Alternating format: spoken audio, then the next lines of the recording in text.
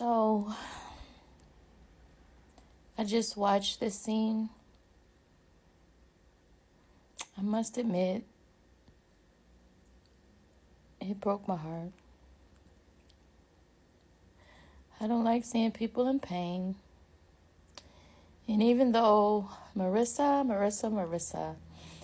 my opinion of her is that, well, even before now, I could tell she was hiding something as far as her true self. I feel like she adapts to her environment while at the same time she hides behind positivity as a type of a survival mode, like crutch in life to kind of get through life.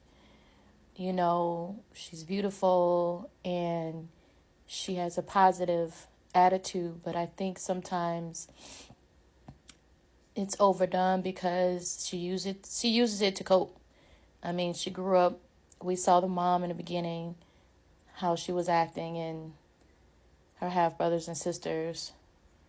And it seems like she came from a lot, which probably led her to the military, which I'm sure she enjoyed. And she seems like someone who probably dreamed of getting married for a while. And like a lot of us women, idealize it when we're younger. And coming on the show, I'm sure she felt, here's an opportunity. I'm beautiful. I have a great personality, which she's beautiful. And I love her positive demeanor. But like I said, I think she does that to kind of get by in life. I just wish she knew she was enough, even if she didn't have the positive demeanor all the time. And I guess I'm getting emotional because she kind of reminds me of myself. I mean, you try to have a positive outlook on life, but sometimes when things don't work out, you hurt, and you don't want to show people that side. And I've learned to be vulnerable in life, and that there is power in vulnerability, that you don't always have to be super smiley, super positive all the time. It's okay to not. And you can still do that and still receive love from those who truly love and accept you. She strikes me as someone who, like the former me, used to be like a people pleaser, wanted everybody to get along. And even when she says she grew up Mormon, I can see why she left the faith. Because if she grew up with that, I probably would leave too. Thankfully, I grew up Christian, non-denominational, and I was I didn't get to the church till I was 19, but I was taught how to have a relationship with God, which is more important than anything. But with her being exposed to Mormon, I mean, they believe that black people are cursed. So yeah, that's not a good background to come from. But I just feel like she's been through a lot, and I feel like so many women can relate to this scene when you have your hopes up so high and your expectations so high. And sadly, this is the dating climate we are in now. Even with, her going on a show, and even she said 2 days ago they were talking about, first dance at the wedding. She even tried on dresses with her mom. My mom passed 9 months ago, so I won't be able to have that opportunity. But for her to be with her mom and her colleagues trying on dresses, it was becoming real to her. And she felt like it was just stripped from underneath her and she doesn't even really know why. She's like, we were just talking about this 2 days ago, and now you're saying, is love enough? But I see Ramsey's side.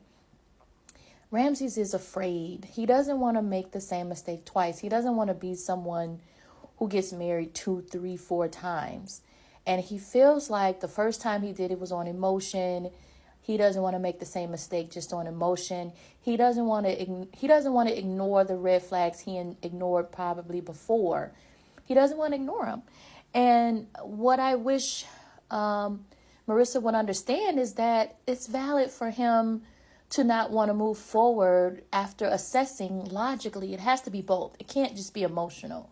Getting married has to be an emotional decision and a logical decision. And I like the fact that Love is Blind allows them the time to live with each other, because it makes it more real, and they were able to see how it could be. And his day-to-day experience, he didn't like it. But what I wish he would have done before cutting it all off is communicate to Marissa and say, hey, if she comes in on 10 one day, spilling her whole day out, dumping it on him, all he had to do was communicate.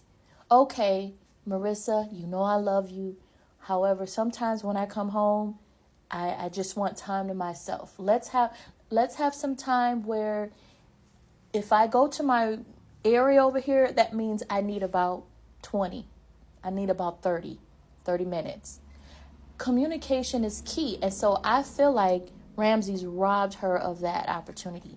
He was so quick to just cut it off because, this, as if that's how it's going to always be. When as human beings, we can shift, we can change, we adapt. And I felt like that's what Marissa's upset about too. Like I said, she's a people pleaser. She would have shifted, she would have changed, she would have adapted. If he's like, okay, I need some space, she would have given it to him. He didn't even give her the opportunity.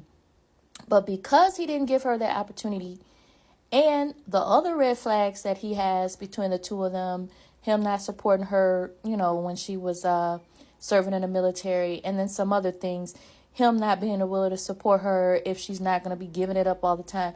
Those are red flags that she probably should have paid more attention to. Sometimes, y'all, God allows things to happen like this breakup to protect us in the long run, because God knew she wasn't going to break up with him. So Ramsey's breaking up with her, but in the end, it's for the best.